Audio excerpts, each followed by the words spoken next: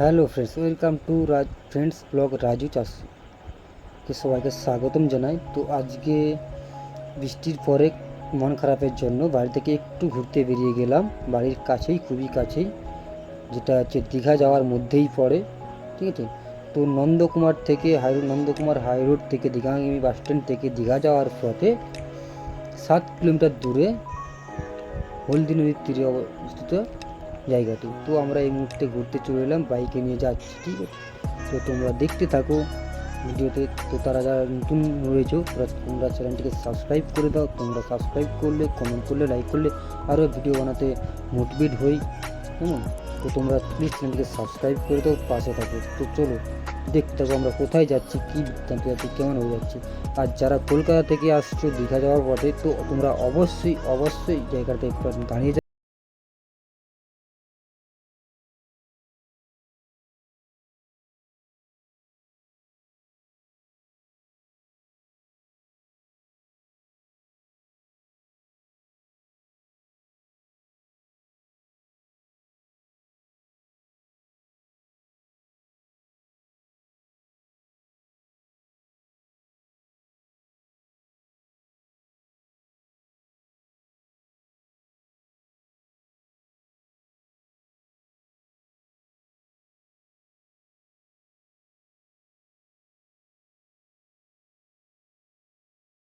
থেকে সেই চৈতন্যদেব পারাপার হয়েছিল, সেখানে আমরা দাঁড়িয়ে আছি এই মুহূর্তে গঙ্গার ধারে।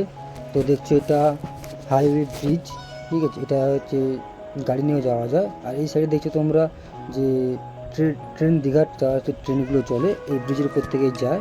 কেমন এটা হচ্ছে আমরা দেখাচ্ছি, এটা হচ্ছে বাস বা ছোটো গাড়ি যে হাইওয়ে লাইন 116B রুট। ঠিক আছে, তো দেখো ঘাটটা কত সুন্দর হয়েছে, অসম লাগছে ঘাটটা। ঠিক আছে, খুব সুন্দর পরিষ্কার পরিচ্ছন্ন জায়গা, খুব সুন্দর লাগছে। বিকেলে তোমরা নদী পাড়ে ঘুরতে আসতে পারো।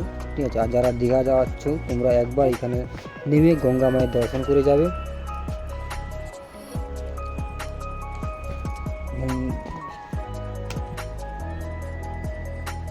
সামনে রথ গিয়েছিল, রথটা দাঁড়িয়ে রয়েছে এবং মেলা বসছে। তো এটাই হচ্ছে সেই গঙ্গা মায়ের মন্দির।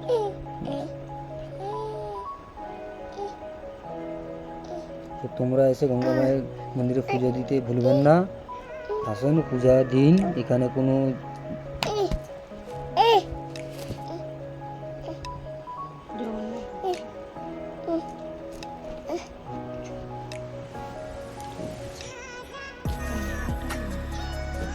দেখো মন্দিরটা খুব সুন্দর লেগেছে। তো তোমরা যারা দীঘা যাচ্ছ কলকাতা থেকে, তোমরা অবশ্যই এইখান মন্দিরে ভিজিট করবে। ঠিক আছে, মন্দিরে ভিজিট করুন, মন্দিরে পুজো দিন।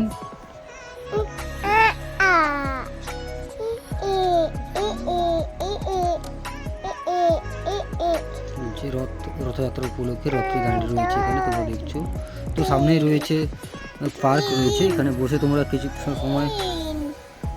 সময় কাটাতে পারে পার্কে বসে।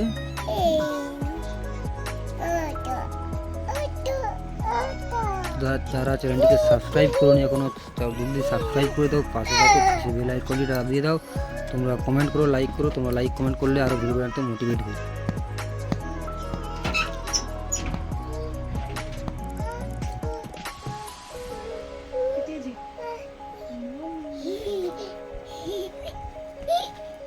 এটা হচ্ছে অফিস ঘর, এটা হচ্ছে পার্কের বিভিন্ন কিছু রয়েছে, তোমরা এসে বসে সময় কাটাতে পারো।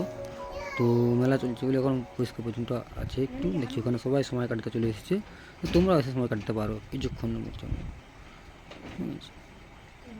তো তোমরা যারা দীঘা যাচ্ছ অবশ্যই, যারা চার চাকা নিয়ে যাচ্ছ তোমরা অবশ্যই একবার ভিজিট করো। মানে কেমন পার্কিংয়েরও ব্যবস্থা রয়েছে, কোনো সমস্যা নেই।